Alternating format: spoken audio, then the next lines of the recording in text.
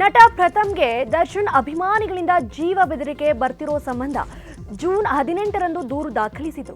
ಆದ್ರೀಗ social ಮೀಡಿಯಾದಲ್ಲಿ ನಿರಂತರ ಧಮಕಿ ಮತ್ತು ಬೆದರಿಕೆ ಕರೆಗಳು ಬರ್ತಿವೆಯಂತೆ. ಫೇಸ್ಬುಕ್ನಲ್ಲಿ ಪ್ರಥಮ್ ಹಾಗೂ ಪತ್ನಿ ವಿರುದ್ಧ ಅವಹೇಳನ ಮತ್ತು ಅಶ್ಲೀಲ ಪೋಸ್ಟ್ ಹಾಕ್ತಿದ್ದಾರಂತೆ. ಈ ಹಿನ್ನೆಲೆ ಆರೋಪಿಗಳ ವಿರುದ್ಧ ಕಾನೂನು ಕ್ರಮ ಜರುಗಿಸುವಂತೆ ಜ್ಞಾನಭಾರತಿ ಠಾಣೆಯಲ್ಲಿ ಮತ್ತೊಂದು ದೂರನ್ನು ದಾಖಲಿಸಿದ್ದಾರೆ.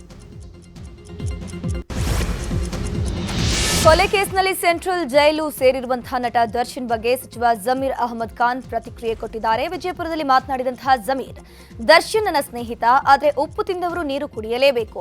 ದರ್ಶನ್ ಪರವಾಗಿ ನಾನು ಒತ್ತಡ ಹಾಕಿಲ್ಲ, ಆದರೆ ಕೆಲವು ಕಡೆ ನಾನು ದರ್ಶನ್ ಪರ ಲಾಬಿ ಮಾಡಿದ್ದೇನೆ ಅಂತ ಬಿಂಬಿಸಲಾಗ್ತಿದೆ. ನಾನು ದರ್ಶನ್ ಸ್ನೇಹಿತರು, ಆದರೆ ಈ ರೀತಿ ಮಾಡಿದಾಗ ಯಾರು ಸಪೋರ್ಟ್ ಮಾಡ್ತಾರೆ? ಹೀಗಾಗಿ ಈ ಕೇಸ್ನಲ್ಲಿ ನನ್ನ ಇನ್ವಾಲ್ವ್ಮೆಂಟ್ ಇಲ್ಲ. ತಪ್ಪು ಯಾರು ಮಾಡಿದ್ರು ಅದು ತಪ್ಪೆ. ಕಾನೂನು ಪ್ರಕಾರ ಎಲ್ಲವೂ ನಡೆಯುತ್ತೆ ಅಂತ ಹೇಳಿದ್ರು.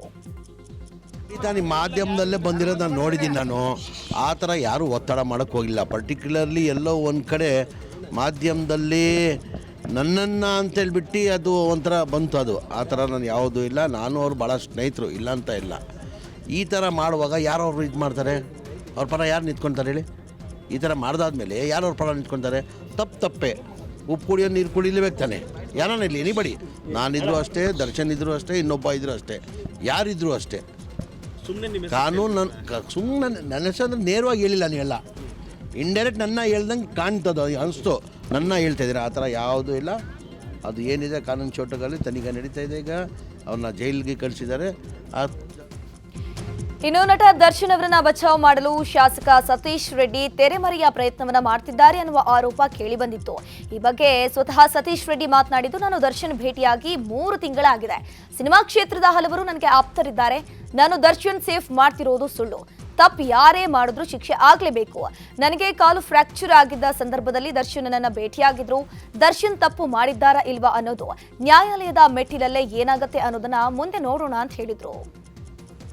ಚಿತ್ರರಂಗದಲ್ಲಿ ಎಲ್ಲರೂ ಸ್ನೇಹಿತರಿಗೆ ಯಾರಾದರೂ ಬೇರೆ ರೀತಿ ಸಹಾಯ ಮಾಡೋವಂಥದ್ದು ಇರ್ತದೆ. ಆದರೆ ಈ ಒಂದು ಕೇಸ್ ಆದಮೇಲೆ ನಾನು ಕಳೆದ 3 ತಿಂಗಳಿಂದ ಅವ್ರನ್ನ ನಾನು ಭೇಟಿ ಆಗಿಲ್ಲ.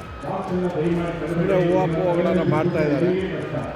ಕಾನೂನು ರೀತಿಯಾಗಿ ಯಾರೇ ತಪ್ಪು ಮಾಡಿದ್ರು ಕೂಡ ಕಾನೂನು ರೀತಿ ಆಗೇ ಆಗ್ತದೆ. ಆಸ್ತಿ ವಿವಾದ ಹಿನ್ನೆಲೆ ಕೋಲಾರ ಜಿಲ್ಲೆಯ ಆನಂದ ಮಾರ್ಗ ಆಶ್ರಮದ ಸ್ವಾಮೀಜಿ ಆಚಾರ್ಯ ಚಿನ್ಮಯಾನಂದ ಅವಧೂತರನ್ನ ಕೊಲೆಗೈದ 3 ಆರೋಪಿಗಳನ್ನ ಮಾಲೂರು ಪೊಲೀಸರು ಅರೆಸ್ಟ್ ಮಾಡಿದ್ದಾರೆ. ಮೊದಲ ಆರೋಪಿ ಧರ್ಮ ಪ್ರಾಣಾನಂದ, 2ನೇ ಆರೋಪಿ ಆಚಾರ್ಯ ಪ್ರಾಣೇಶ್ವರ್ ಅವಧೂತ್ ಹಾಗೂ 3ನೇ ಆರೋಪಿ ಅರುಣ್ ಕುಮಾರ್ನನ್ನ ಪೊಲೀಸರು ಅರೆಸ್ಟ್ ಮಾಡಿದ್ದಾರೆ. ಕೊಲೆಯಾದ ಆಚಾರ್ಯ ಚಿನ್ಮಯಾನಂದ ಅವಧೂತ್ ಹಾಗೂ ಆರೋಪಿಗಳ ಮಧ್ಯೆ ಕೆಲ ವರ್ಷಗಳಿಂದ ಆಸ್ತಿ ವಿವಾದ ಹಾಗೂ ಆಶ್ರಮದ ಅಧಿಕಾರ ಹಂಚಿಕೆ ಸಂಬಂಧ ಗಲಾಟೆಗಳು ನಡೆದಿದ್ವು. ಈ ಹಿನ್ನೆಲೆ ಆಚಾರ್ಯ ಚಿನ್ಮಯಾನಂದ ಅವಧೂತ್ ಅವರು ಶೌಚಾಲಯಕ್ಕೆ ತೆರಳಿದಾಗ ಆರೋಪಿಗಳು ದಾಳಿ ನಡೆಸಿ ಮುಖಕ್ಕೆ ಸ್ಪ್ರೇ ಹಾಕಿ ಪ್ರಜ್ಞೆ ತಪ್ಪುವಂತೆ ಮಾಡಿದ್ದಾರೆ. ಬಳಿಕ ದೊಣ್ಣೆಗಳಿಂದ ಹಲ್ಲೆ ಮಾಡಿದ್ದು, ಇದರಿಂದ ತಲೆ ಹಾಗೂ ಮೈ ಮೇಲೆ ರಕ್ತ ಬರುವಂತೆ ಗಾಯಗಳಾಗಿದ್ದು, ಚಿಕಿತ್ಸೆ ಫಲಕಾರಿಯಾಗದೆ ಆಚಾರ್ಯ ಚಿನ್ಮಯಾನಂದರವರು ಮೃತಪಟ್ಟಿದ್ದಾರೆ.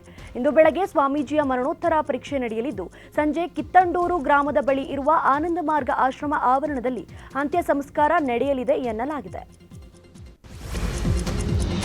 ಹುಬ್ಬಳ್ಳಿಯ ಲೋಹಿಯಾ ನಗರದ ಶಾಲೆಯ ಹಿಂಭಾಗದಲ್ಲಿ ಓರ್ವನನ್ನ ಬರ್ಬರವಾಗಿ ಕೊಲೆ ಮಾಡಲಾಗಿದೆ. ಎಲೆಕ್ಟ್ರಿಷಿಯನ್ ಕೆಲಸ ಮಾಡುತ್ತಿದ್ದ ಆಕಾಶ್ ಮಠಪತಿ ಹತ್ಯೆಯಾದಂತಹ ದುರ್ದೈವಿ.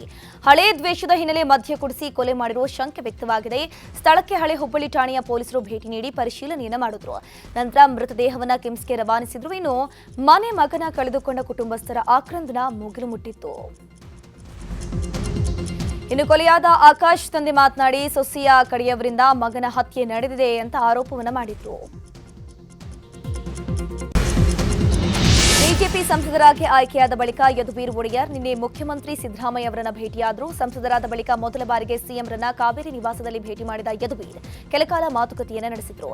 ಈ ಸಂದರ್ಭದಲ್ಲಿ ಸಚಿವ ಸತೀಶ್ ಜಾರಕಿಹೊಳಿ ಹಾಗೂ ವಿಧಾನ ಪರಿಷತ್ ಸದಸ್ಯ ಯತೀಂದ್ರ ಸಿದ್ದರಾಮಯ್ಯ ಸೇರಿದಂತೆ ಹಲವರು ಉಪಸ್ಥಿತರಿದ್ದರು. ಗ್ಯಾರಂಟಿ ಕೊಟ್ಟಿದ್ದು ರಾಜಕೀಯ ಲಾಭಕ್ಕಾಗಿ ಅಲ್ಲ, ಬಡವರ ಸಹಾಯಕ್ಕಾಗಿ ಅಂತ ಸಚಿವ ಜಮೀರ್ ಅಹಮದ್ ಹೇಳಿದ್ದಾರೆ. ವಿಜಯಪುರದಲ್ಲಿ ಮಾತನಾಡಿದ ಅವರು, ಗ್ಯಾರಂಟಿಯಿಂದ ಅಭಿವೃದ್ಧಿಗೆ ಹಿನ್ನಡೆ ಆಗಿಲ್ಲ, ಹೀಗಾಗಿ ಗ್ಯಾರಂಟಿ ನಿಲ್ಲೋದಿಲ್ಲ ಎಂದರು. ಜೊತೆಗೆ ಕಾಂಗ್ರೆಸ್ನ ಹಿರಿಯ ಶಾಸಕರ ಅಸಮಾಧಾನಕ್ಕೆ ಪ್ರತಿಕ್ರಿಯಿಸಿ, ಗ್ಯಾರಂಟಿಗಳಿಂದ ಅನುದಾನ ನೀಡಲು ಕೊಂಚ ಸಮಸ್ಯೆಯಾಗ್ತಿದೆ. ಗ್ಯಾರಂಟಿ ಕೊಟ್ಟು ಅನುದಾನ ಕೊಡ್ತಿಲ್ಲ ಅಂತ ಬೇಸರ ಇರಬಹುದು, ಆದರೆ ನಾವು ಗ್ಯಾರಂಟಿ ಜೊತೆಗೆ ಅಭಿವೃದ್ಧಿಗೂ ಹಣ ಕೊಡ್ತಿದ್ದೇವೆ ಅಂತ ಹೇಳಿದರು. ಗ್ಯಾರಂಟಿಗಳು ಕೊಟ್ಟಿರೋದು ನಾನು ರಾಜಕೀಯ ಲಾಭ ಆಗಬೇಕಂತ ಹಿನ್ನೆಲೆಯಲ್ಲಿ ಕೊಟ್ಟಿಲ್ಲ. ನಾವು ಬಡವರಿಗೆ ನಮ್ಮ ಸರ್ಕಾರ ಬಂದು ಬಡವರು ಸಹಾಯ ಆಗಲಿ ಅಂತ ಹೇಳಿರೋದು. ಇನ್ನು ನಾವು ನಿನ್ನೆ ಮಾನ್ಯ ಮುಖ್ಯಮಂತ್ರಿನೂ ಹೇಳಿಕೆ ಕೊಟ್ಟಿದ್ದಾರೆ, ಈ ಗ್ಯಾರಂಟಿಗಳು ನಿಲ್ಲಿಸೋದು ಪ್ರಶ್ನೆನೇ ಬರೋಲ್ಲ, ನಾನು ಇರೋವರೆಗೂ ಗ್ಯಾರಂಟಿ.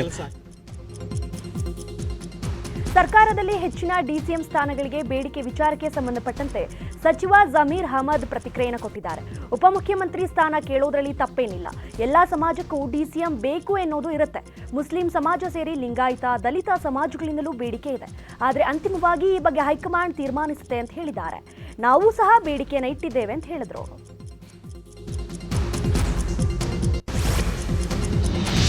ವಿಜಯಪುರದಲ್ಲಿ ಸಚಿವ ಜಮೀರ್ ಅಹಮದ್ ಖಾನ್ ಮದ್ರಸಾದ ಧರ್ಮಗುರು ತನ್ನೀರ್ ಪೀಠ ಹಾಸ್ಮಿ ಅವರನ್ನ ಭೇಟಿಯಾಗಿದ್ರು. ಜಮೀರ್ ಅವರನ್ನ ಧರ್ಮಗುರುಗಳು ಹಾಗೂ ಮುಸ್ಲಿಂ ಮುಖಂಡರು ಸ್ವಾಗತಿಸಿದ್ರು. ಭೇಟಿ ವೇಳೆ ಕ್ರೀಡೆಯಲ್ಲಿ ಸಾಧನೆ ಮಾಡಿದ ವಿದ್ಯಾರ್ಥಿನಿಗೆ ಜಮೀರ್ ನೋಟಿನ ಕಂತೆ ತೆಗೆದು ಧನ ಸಹಾಯವನ್ನು ಮಾಡಿದ್ರು. ಜಮೀರ್ ಕಾರ್ಯಕ್ಕೆ ಎಲ್ಲೆಡೆ ಮೆಚ್ಚುಗೆ ವ್ಯಕ್ತವಾಗ್ತಿದೆ.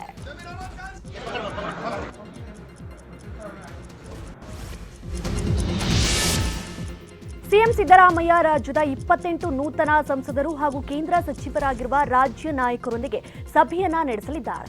ಜೂನ್ 28ರಂದು ದೆಹಲಿಯಲ್ಲಿ ಸಭೆಗೆ ಎಲ್ಲಾ ನಾಯಕರಿಗೆ ಸಿಎಂ ಕಚೇರಿಯಿಂದ ಆಹ್ವಾನವನ್ನ ನೀಡಲಾಗಿದೆ. ಕೇಂದ್ರದಿಂದ ರಾಜ್ಯಕ್ಕೆ ಬರಬೇಕಿರುವ ಅನುದಾನಗಳು, ಆಗಬೇಕಿರುವ ರೈಲ್ವೆ, ರಾಷ್ಟ್ರೀಯ ಹೆದ್ದಾರಿ, ನೀರಾವರಿ ಸೇರಿದಂತೆ ವಿವಿಧ ಅಭಿವೃದ್ಧಿ ಯೋಜನೆಗಳ ಬಗ್ಗೆ ಮಹತ್ವದ ಚರ್ಚೆ ನಡೆಸಲು ರಾಜ್ಯ ಎಲ್ಲಾ ನೂತನ ಸಂಸದರ ಸಭೆಯನ್ನ ಕರೆದಿದ್ದಾರೆ. ಬೆಂಗಳೂರಿನ ಟರ್ಫ್ ಕ್ಲಬ್ಗೆ ಕುದುರೆ ಪಂದ್ಯಗಳ ಆಯೋಜನೆಗೆ ಅನುಮತಿ ನೀಡಿದ್ದ ಏಕಸದಸ್ಯ ಪೀಠದ ಮಧ್ಯಂತರ ಆದೇಶಕ್ಕೆ ಹೈಕೋರ್ಟ್ ವಿಭಾಗೀಯ ಪೀಠ ತಡೆ ನೀಡಿ ಅಮಾನತುಪಡಿಸಿದೆ. ಏಕಸದಸ್ಯ ಪೀಠ ಆದೇಶ ಪ್ರಶ್ನಿಸಿ ರಾಜ್ಯ ಸರ್ಕಾರ ಸಲ್ಲಿಸಿದ ಅರ್ಜಿ ವಿಚಾರಣೆ ನಡೆಸಿ ಕಾಯ್ದಿರಿಸಿದಂತಹ ಆದೇಶವನ್ನು ಮುಖ್ಯ ನ್ಯಾಯಮೂರ್ತಿ ಕೆವಿ ಅರವಿಂದ್ ವಿಭಾಗೀಯ ಪೀಠ ಪ್ರಕಟಿಸಿದೆ. ಕುದುರೆ ರೇಸ್ ಆಯೋಜನೆ ಮಾಡಲು ಬೆಂಗಳೂರು ಟರ್ಫ್ ಕ್ಲಬ್ಗೆ ಪರವಾನಗಿ ನೀಡಲು ರಾಜ್ಯ ಸರ್ಕಾರ ನಿರಾಕರಿಸಿರುವ ಆದೇಶದ ಕಾರಣದಿಂದಾಗಿ ಕೂಡಿವೆ. ಇನ್ನು ಬೆಂಗಳೂರು ಟರ್ಫ್ ಕ್ಲಬ್ಗೆ ರೇಸ್ ಆಯೋಜಿಸಲು ಪರವಾನಗಿ ನೀಡಲು ನಿರಾಕರಿಸುವ ರಾಜ್ಯ ಸರ್ಕಾರದ ಆದೇಶಕ್ಕೆ ತಡೆ ನೀಡುವ ಮೂಲಕ ಏಕಸದಸ್ಯ ಪೀಠವು ತಪ್ಪಾಗಿ ತೀರ್ಮಾನಿಸಿದೆ. ಮೇಲ್ನೋಟಕ್ಕೆ ತಮ್ಮ ಪರ ಪ್ರಕರಣವಿದೆ ಅಂತ ತೋರಿಸಲು ರಾಜ್ಯ ಸರ್ಕಾರ ಸಫಲವಾಗಿದೆ.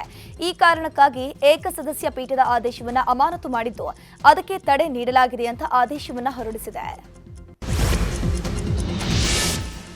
ಇನ್ನಿಂದ 3 ದಿನ ದಕ್ಷಿಣ ಕನ್ನಡ, ಉಡುಪಿ ಹಾಗೂ ಕೊಡಗು ಜಿಲ್ಲೆಯಲ್ಲಿ ಭಾರೀ ಮಳೆಯಾಗುವ ಸಾಧ್ಯತೆ ಇದ್ದು ರೆಡ್ ಅಲರ್ಟ್ ಅನ್ನು ಘೋಷಿಸಲಾಗಿದೆ. ಉತ್ತರ ಕನ್ನಡ, ಚಿಕ್ಕಮಗಳೂರು ಹಾಗೂ ಶಿವಮೊಗ್ಗ ಜಿಲ್ಲೆಗೆ ಆರೆಂಜ್ ಅಲರ್ಟ್ ಘೋಷಿಸಲಾಗಿದೆ. ಮೈಸೂರು, ಬೀದರ್, ಕಲಬುರಗಿ ಜಿಲ್ಲೆಗೆ ಯೆಲ್ಲೋ ಅಲರ್ಟ್ ಘೋಷಣೆ ಮಾಡಲಾಗಿದೆ. ಮೈಸೂರು, ಮಂಡ್ಯ, ಹಾಸನ, ಹಾವೇರಿ, ಗದಗ, ಧಾರವಾಡ, ಬೀದರ್ ಮತ್ತು ಬೆಳಗಾವಿ ಜಿಲ್ಲೆಗಳಿಗೆ ಯೆಲ್ಲೋ ಅಲರ್ಟ್ನ ಘೋಷಣೆ ಮಾಡಲಾಗಿದೆ. ದೇಶದಾದ್ಯಂತ ಕೋಲಾಹಲ ಸೃಷ್ಟಿಸಿದ್ದ ನೀಟ್ ಎಕ್ಸಾಮ್ನ ರೂವಾರಿ ಎನ್ಟಿಎಗೆ ಮೇಜರ್ ಸರ್ಜರಿಯಾಗಿದೆ. ಎನ್ಟಿಎ ಮಹಾನಿರ್ದೇಶಕ ಸುಬೋಧ್ ಕುಮಾರ್ ಸಿಂಗ್ ತಲೆದಂಡವಾಗಿರುವಂಥದ್ದು. ಸುಬೋಧ್ ಕುಮಾರ್ ಸಿಂಗ್ರನ್ನ ಎತ್ತಂಗಡಿ ಮಾಡಿದ್ದು ಅವರ ಜಾಗಕ್ಕೆ ಎನ್ಟಿಎ ಡಿಜಿಯಾಗಿ ಪ್ರದೀಪ್ ಸಿಂಗ್ ಅವರನ್ನ ಕೇಂದ್ರ ನೇಮಕ ಮಾಡಿದೆ. ಪ್ರದೀಪ್ ಸಿಂಗ್ ಕರೋಲಾ ಕರ್ನಾಟಕದ 1985 ಬ್ಯಾಚ್ ಐಎಎಸ್ ಅಧಿಕಾರಿಯಾಗಿದ್ದು ನಮ್ಮ ಮೆಟ್ರೋ ನಿರ್ದೇಶಕರಾಗಿ ಸೇವೆಯನ್ನು ಸಲ್ಲಿಸಿದ್ರು. ಇನ್ನು ನೀಟ್ ಹಗರಣವನ್ನ ಸಿಬಿಐ ತನಿಖೆಗೆ ನೀಡಿ ಕೇಂದ್ರ ಸರ್ಕಾರ ಆದೇಶವನ್ನು ಹೊರಡಿಸಿದೆ. ಪ್ರದೀಪ್ ಸಿಂಗ್ ಕರೋಲಾರನ್ನ ಮುಖ್ಯಸ್ಥರಾಗಿ ನೇಮಿಸುತ್ತಿದ್ದಂತೆ ಇವತ್ತು ನಡೆಯಬೇಕಿದ್ದ ನೀಟ್ ಪಿಜಿ ಪರೀಕ್ಷೆಯನ್ನು ಮುಂದೂಡಲಾಗಿದೆ. ಮುಂದಿನ ಪರೀಕ್ಷೆಯ ಹೊಸ ದಿನಾಂಕವನ್ನು ಶೀಘ್ರವೇ ಪ್ರಕಟಿಸಲಾಗುವುದು ಅಂತ ಆರೋಗ್ಯ ಸಚಿವಾಲಯ ತಿಳಿಸಿದೆ. ವಿದ್ಯಾರ್ಥಿಗಳ ಹಿತದೃಷ್ಟಿಯಿಂದ ಮತ್ತು ಪರೀಕ್ಷೆಯ ಪಾವಿತ್ರ್ಯತೆಯನ್ನು ಕಾಪಾಡಲು ಈ ನಿರ್ಧಾರವನ್ನು ತೆಗೆದುಕೊಳ್ಳಲಾಗಿದೆ ಅಂತ ಸರ್ಕಾರ ತನ್ನ ತೀರ್ಮಾನವನ್ನು ಸಮರ್ಥಿಸಿಕೊಂಡಿದೆ. ನೀಟ್ ಯುಜಿಸಿ ಪರೀಕ್ಷೆಯ ಪ್ರಶ್ನೆ ಪತ್ರಿಕೆ ಸೋರಿಕೆ ಹಗರಣದ ಮಾಸ್ಟರ್ ಮೈಂಡ್ ಎನ್ನಲಾದ ರವಿ ಅತ್ರಿಯನ್ನ ಉತ್ತರ ಪ್ರದೇಶ ವಿಶೇಷ ಕಾರ್ಯಪಡೆ ಬಂಧಿಸಿದೆ. ಬಂಧಿತ ಆರೋಪಿ ಗ್ರೇಟರ್ ನೋಡಿಯಾದ ನಿಮ್ಕಾ ಎಂಬ ಗ್ರಾಮದ ನಿವಾಸಿಯಾಗಿದ್ದಾನೆ. ನಿಮ್ಕಾ ಗ್ರಾಮದ ನಿವಾಸಿ ರವಿ ಅತ್ರಿ ಈ ಮುಂಚೆ ಹಲವು ರಾಜ್ಯಗಳ ಪರೀಕ್ಷೆಗಳಲ್ಲಿ ಪ್ರಶ್ನೆ ಪತ್ರಿಕೆ ಸೋರಿಕೆ ಮಾಡಿದ್ದ. ಬಂಧಿತ ಅತ್ರಿ ಸಾಲ್ವರ್ ಗ್ಯಾಂಗ್ ಎಂಬ ಹೆಸರಿನ ನೆಟ್ವರ್ಕ್ ಮೂಲಕ ಉತ್ತರವನ್ನು ಬರೆಸುತ್ತಿದ್ದ. ಇನ್ನು ಪ್ರಕರಣದ ಮಾಸ್ಟರ್ ಮೈಂಡ್ ಸಂಜೀವ್ಗೆ ಪೊಲೀಸರು ಬಲೆ ಬೀಸಿದ್ದಾರೆ. ಹಜ್ ಯಾತ್ರೆಗೆ ತೆರಳಿದ್ದ ಯಾತ್ರಾರ್ಥಿಗಳ ಮೊದಲ ಬ್ಯಾಚ್ ಭಾರತಕ್ಕೆ ಆಗಮಿಸಿದೆ. ಉತ್ತರ ಪ್ರದೇಶದಿಂದ ಸುಮಾರು 20,000 ಹಜ್ ಯಾತ್ರಿಕರು ಮೆಕ್ಕಾಗೆ ತೆರಳಿದರು. 298 ಮಂದಿಯನ್ನು ಹೊತ್ತ ಮೊದಲ ವಿಮಾನ ನಿನ್ನೆ ಲಕ್ನೋಗೆ ಮರಳಿತು. ಇದೇ ವೇಳೆ ಲಕ್ನೋನ ವಿಮಾನ ನಿಲ್ದಾಣಕ್ಕೆ ಆಗಮಿಸಿದ ಯಾತ್ರಾರ್ಥಿಗಳನ್ನ ಉತ್ತರ ಪ್ರದೇಶದ ಹಜ್ ಸಮಿತಿ ಅಧ್ಯಕ್ಷ ಮೊಹಿದ್ದೀನ್ ರಾಜಾ ಸ್ವಾಗತಿಸಿದರು. ಮತ್ತೊಂದು ಕಡೆ ದೆಹಲಿಯಿಂದಲೂ ಕೂಡ ಹಜ್ ಯಾತ್ರೆಗೆ ತೆರಳಿದ ಹಲವರು ವಾಪಸ್ ಆಗಮಿಸಿದ್ದಾರೆ. T20 ವಿಶ್ವಕಪ್ನ ಸೆಮೀಸ್ಗೆ ಟೀಮ್ ಇಂಡಿಯಾ ಎಂಟ್ರಿ ಪಕ್ಕಾ ಆಗಿದೆ. ನಿನ್ನೆ ಬಾಂಗ್ಲಾ ವಿರುದ್ಧ ನಡೆದ ಮ್ಯಾಚ್ನಲ್ಲಿ ರೋಹಿತ್ ಪಡೆ ಭರ್ಜರಿ ಗೆಲುವು ಸಾಧಿಸಿದೆ. ಆಂಟಿಗುವಾದ ಸರ್ ವಿವಿಯನ್ ರಿಚರ್ಡ್ ಸ್ಟೇಡಿಯಂನಲ್ಲಿ ನಡೆದ ಪಂದ್ಯದಲ್ಲಿ ಟೀಂ ಇಂಡಿಯಾ ಸೂಪರ್ 8 ಸುತ್ತಿನ ಸತತ 2ನೇ ಗೆಲುವು ಸಾಧಿಸಿತ್ತು. ಟಾಸ್ ಗೆದ್ದ ಬಾಂಗ್ಲಾ ಫೀಲ್ಡಿಂಗ್ ಆಯ್ಕೆ ಮಾಡಿಕೊಳ್ತು. ಫಸ್ಟ್ ಬ್ಯಾಟಿಂಗ್ ಮಾಡಿದ ಟೀಂ ಇಂಡಿಯಾ 5 ವಿಕೆಟ್ ನಷ್ಟಕ್ಕೆ 196 ರನ್ ಗಳಿಸಿತು. ಈ ಬೃಹತ್ ಗುರಿ ಬೆನ್ನತ್ತಿದ ಬಾಂಗ್ಲಾ 8 ವಿಕೆಟ್ ನಷ್ಟಕ್ಕೆ 146 ರನ್ ಗಳಿಸಿ ಸೋಲನ್ನೊಪ್ಪಿಕೊಳ್ತು. ಈ ಮೂಲಕ ಬಾಂಗ್ಲಾ ತಂಡದ ಸೆಮಿಫೈನಲ್ ಕನಸು ಭಗ್ನಗೊಂಡಿತು. ದಕ್ಷಿಣ ಆಫ್ರಿಕಾ ಮಹಿಳಾ ತಂಡದ ವಿರುದ್ಧ ಭಾರತ ಮಹಿಳಾ ತಂಡ ಕ್ಲೀನ್ ಸ್ವೀಪ್ ಸಾಧಿಸುವ ನಿರೀಕ್ಷೆಯಲ್ಲಿದೆ. ಇವತ್ತು ಬೆಂಗಳೂರಿನಲ್ಲಿ ಏಕದಿನ ಸರಣಿಯ 3ನೇ ಹಾಗೂ ಕೊನೆ ಪಂದ್ಯ ನಡೆಯಲಿದೆ. ದಕ್ಷಿಣ ಆಫ್ರಿಕಾ ಗೆಲುವಿನೊಂದಿಗೆ ಸರಣಿಗೆ ವಿದಾಯ ಹೇಳಲು ಕಾಯ್ದಿದೆ. ಟೀಂ ಇಂಡಿಯಾ ನಾಯಕಿ ಹರ್ಮನ್ ಪ್ರೀತ್ ಮತ್ತೊಂದು ಅಮೋಘ ಇನ್ನಿಂಗ್ಸ್ನ ನಿರೀಕ್ಷೆಯಲ್ಲಿದ್ದಾರೆ. ಮೊದಲೆರಡು ಪಂದ್ಯಗಳಲ್ಲಿ ಅವಕಾಶ ವಂಚಿತರಾಗಿದ್ದಂತಹ ಕರ್ನಾಟಕದ ಶ್ರೇಯಾಂಕಾ ಪಾಟೀಲ್ ಈ ಪಂದ್ಯದಲ್ಲಿ ಆಡುವ ಬಳಗದಲ್ಲಿ ಕಾಣಿಸಿಕೊಳ್ಳುವ ವಿಶ್ವಾಸದಲ್ಲಿದ್ದಾರೆ. ಕನ್ನಡಿಗರ ಮೆಚ್ಚಿನ ನಿಮ್ಮ ನ್ಯೂಸ್ 18 ಕನ್ನಡ ಈಗ ವಾಟ್ಸ್ಆಪ್ನಲ್ಲಿಯೂ ಲಭ್ಯ. ಕರ್ನಾಟಕ ಮತ್ತು ದೇಶ ವಿದೇಶದ 360 ಡಿಗ್ರಿ ಸುದ್ದಿ ವಿವರವನ್ನ ನೀವು ನಿಮ್ಮ ಕೈ ಬೆರಳುಗಳಲ್ಲಿಯೇ ಪಡೆಯೋದಿಕ್ಕೆ ಈ QR ಕೋಡ್ ಅನ್ನು ಸ್ಕ್ಯಾನ್ ಮಾಡಿ. ನಮ್ಮ ಚಾನೆಲ್ ಅನ್ನು ಫಾಲೋ ಮಾಡಿ, ನೋಟಿಫಿಕೇಶನ್ ಆನ್ ಮಾಡಿ.